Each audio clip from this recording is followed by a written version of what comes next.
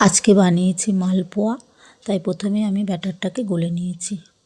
আর এর মধ্যে আছে সুজি, চালের গুঁড়ি, ময়দা, দুধ আর নতুন গুড় দিয়ে আমি ব্যাটারটাকে খুব ভালো করে গলে নিয়েছি।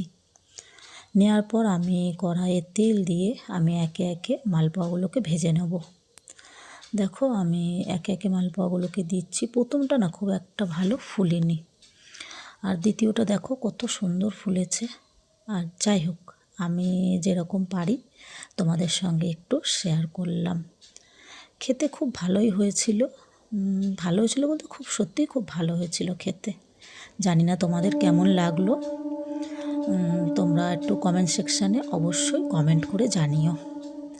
আবারও নতুন কোনো একটা ভিডিওতে আমি চলে আসব। আজকের মতো এই পর্যন্তই। সবাই খুব ভালো থেকো, সুস্থ থেকো। চলো টাটা সবাইকে।